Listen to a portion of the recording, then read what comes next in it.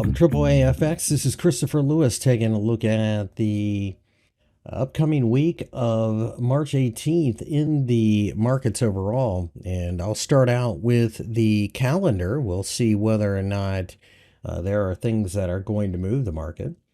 Monday, we have industrial production coming out of China. That obviously is always a big deal due to the fact that, of course, China is one of the main engines of the global economy. It is anticipated to be 5.3% year over year. We'll have to wait and see how that plays out. But the better the number, the more risk on markets will almost certainly be. That's it for Monday in what would be a rather quiet session. As we roll into Tuesday, we get quite a bit of information that could really move this market. The first, of course, will be the monetary policy statement out of Japan. At best, they're going to bring interest rates back to zero. Japan is a bug looking for a windshield, so they really don't have any chance of doing anything to make that debt more expensive. But what will become even more interesting is a little bit later, about 3 hours later, we have the Australians looking to release their interest rate decision. That could get the Aussie dollar moving rather quickly, as well as the RBA. The Japanese, I should say, press conference and monetary policy statement is just kind of released whenever the BOJ decides to do it. There is no time. They don't bother telling anybody. They just release it. So good luck with that. The later part of the session has the Canadians releasing CPI. They have 4 different versions they release at the same time. And therefore, it gives you a pretty wide view on what's going on in the Canadian economy and what Ottawa may do about it. So that obviously has an influence on the Toronto Stock Exchange and the US Canadian dollar pair. On Wednesday, we get CPI coming out of the United Kingdom. That will obviously have an influence on the pound, and it's anticipated to come out at 3.5%. So we'll see. The higher it is, the stronger it will be for the pound, at least in theory, so be aware of that. All things being equal, I think this is a market that continues to be very noisy, and you have to look at it through that prism, as the British pound has had a rough Friday going into this week. Now, the star of the show, of course, Wednesday will be the Federal Reserve. The Federal Reserve releasing federal funds rate, FOMC statement, press conference, all of that.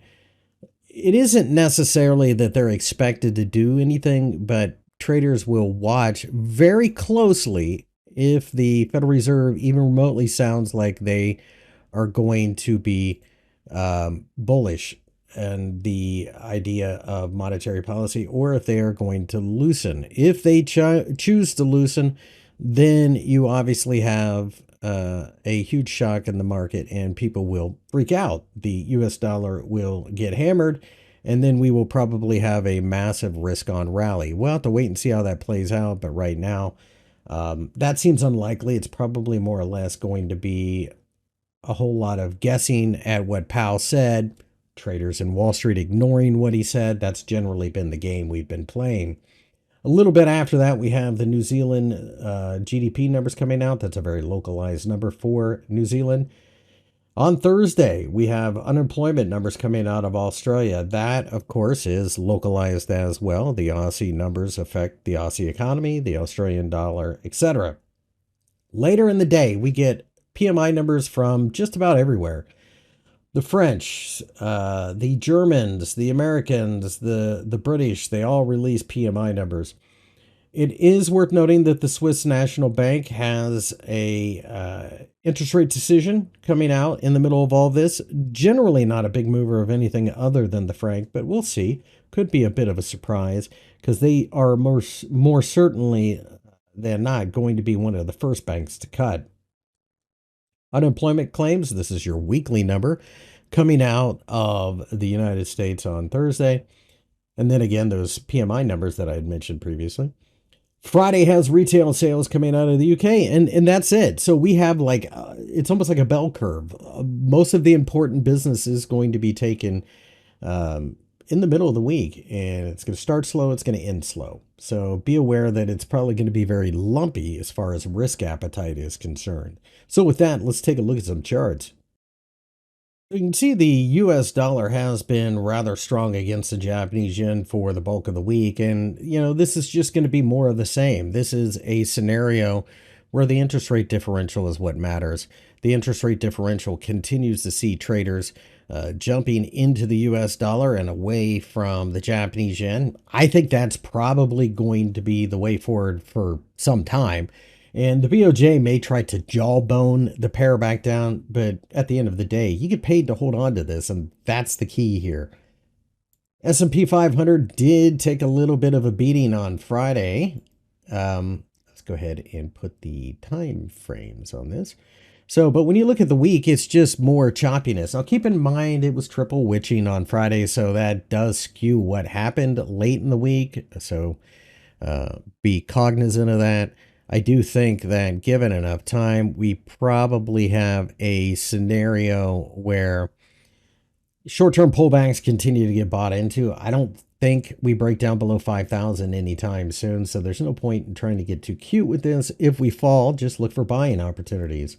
The NASDAQ 100, same situation. We initially tried to rally during the week and then we fell. But again, triple witching on Friday. That's 3 different types of options classes expiring on Friday. So you get a lot of movement, people covering positions, having to buy positions, having to sell positions, etc., etc. So you don't read too much into it, other than it's a really dangerous time to trade. 18,000 continues to be a bit of a fulcrum for price. 16,950 underneath, I think, is still a massive support level in the market with the 20-week EMA hanging around there. The Australian dollar has been hammered during the week, but it's still basically in the same place it's been in for some time. So I don't know that you read much into this other than the Aussie dollar just doesn't have anywhere to be. Now, with the Australian numbers coming out this week, maybe it moves, but we need to take out the highs of the previous week to get bullish. As far as getting bearish is concerned, we probably need to drop down below 0.6450. Over in the euro, it's very much like the Aussie. The two do tend to move somewhat lockstep, so it's not really a huge surprise. At this point in time, if we can break above 110, the euro gets really bullish all of a sudden. At that point, probably go looking to 112.5. If we break down from here, 1.07 continues to be an area that I think a lot of people pay close attention to, as this is a market that will more likely than not continue to see a lot of just chop as the two currencies don't really know what to do. Looking at US oil, you can see it is rather bullish looking. I do think that it is probably only a matter of time before we truly break out to the upside and continue to go much higher. Ultimately, this is a situation where traders are just chasing momentum, and this time of year typically is very bullish. Lack of supply, of course, comes into the picture as well, so I think you have to keep that in mind. With that, I am a buyer of crude oil on each and every dip. That's going to be the same thing over here in Brent, which of course follows the same fundamentals. So I think we continue to see a lot of upward trajectory. Now the question is whether or not we see any significant follow through. I think we do. And then I think both of these eventually go as high as $95. But that's probably something that takes quite some time. So over here in gold, we have seen a bit of a pullback. I think at this point you have to look at it through the prism of whether or not you're going to find enough value to be bothered, or are you going to find a situation where we may, and it is very possible, we may just simply grind away and sort out where the froth gets worked off. And with that froth getting worked off, sometimes it's just the waiting game. Either way, I think gold has plenty of support all the way down to the $2,075 level. If we can break above the high of the previous week, then I think we can go much higher. Silver, very similar situation. We've seen silver just rocket to the upside with the $25 level giving way. Ultimately, if we can break above the $26 level, then I think you have a real opportunity for a bigger move. That isn't going to be easy. You can see for the last 3 years or so, almost 3 years, 26 has been like a brick wall. Whether or not that works out remains to be seen. But as things stand right now, I think silver is going to continue to be a buy on the dip market. And I'm especially interested right around $24.50. Keep in mind, central banks around the world continue to cut rates later this year. That drives the price of silver higher. Short-term pullbacks, I think, just offer opportunities to get long yet again. Looking at Bitcoin, you can see it's been pretty noisy. And that being said, it looks like we are trying to, I guess, in the middle of forming some type of topping pattern, a shooting star, if you will. I think at this point, you have to look at this through the prism of whether or not we continue to find the same type of movement that we had found before into the ETF. I don't know that we can keep this up. And I do think that a certain amount of pullback is probably necessary. And with that being the case, I think the 65,000 level is an area where we'll have to pay close attention.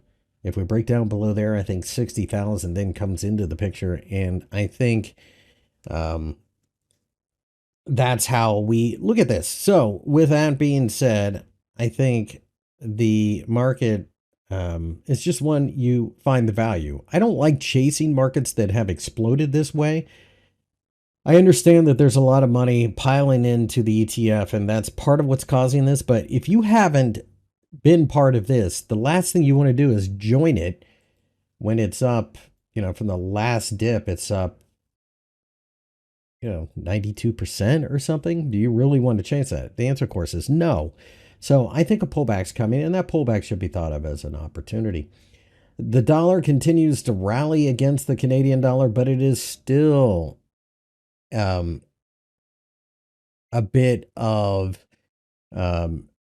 consolidation and noise here with 1.3620 above, offering significant resistance. I don't know that we break above there, but we are more likely to break above there than we are to break down. As somebody who's been to Canada recently, I can assure you that although the Canadian economy is okay, it's nowhere near as strong as the U.S. economy. The U.S. dollar and the Swiss franc has continued to see the 0.89 level be important. This probably comes down to the Swiss National Bank statement. Unless, of course, they do cut, then that will send the markets higher. So pay close attention to that. Same thing over here with the pound against the Swiss franc. I featured this in a couple of the daily videos. We are on the precipice of just checking out here and going to 115, possibly even higher than that. I think anything with a CHF at the end of it is probably a buy on the dip market. The DAX, as you can see, Friday is very noisy, but the week is positive. Again, this ends up being a buy on the dip type of scenario. I don't think that changes anytime soon, and you have to look at it as such. The FTSE 100 has been a little bit of a headache this week. We did not break above that 7,800 level for any length of time, so looks like we're playing the same game, but it does look stronger than it once did. You can see the Dow Jones had a rough Friday. Again, though, triple witching in the United States, and that affects a lot of things. Sideways week. The British pound has pulled back on Friday, but the week itself has been negative anyway. So now we're going to see whether or not this area holds. If it does, then we can go to the 1.29 level, eventually 1.3150. Underneath, I think the 1.20 level is a significant support level. The Nikkei 225 looks like it is probably either going to jump into consolidation between 38,250 and maybe 40,000, or it's going to continue the uptrend. We'll see. It did kind of shoot straight up in the air, so a little bit of working sideways may make a certain amount of sense. US dollar, Mexican peso. You can see the dollar continues to get hammered against the peso. We're not below that danger line yet, but on the monthly chart, but this does tell you that the US dollar is definitely struggling against some of these higher yielding emerging markets.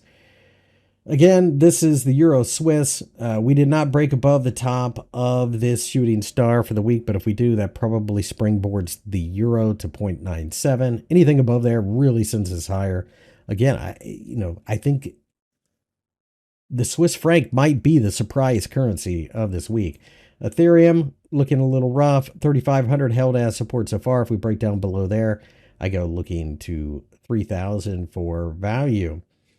Over here, the CAC 40 in Paris continues to look very strong as we touched 8,200 euros, pulled back just a bit. I think short-term pullbacks will offer value. 7,900 is your floor.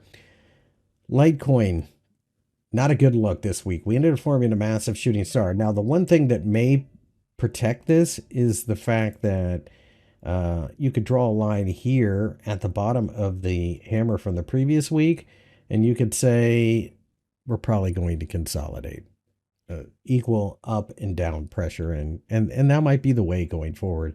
And that would make a certain amount of sense because, quite frankly, with Bitcoin stalling, why do the altcoins, especially a coin like Litecoin, take off? It doesn't. That's the answer. Might get an opportunity to buy it at a lower price. If we break 110, then we take off, but that probably is accompanied by Bitcoin exploding to the upside. So if you enjoyed the video, give us a thumbs up. And remember, I'm here every week with a preview of what you can expect from AAAFx.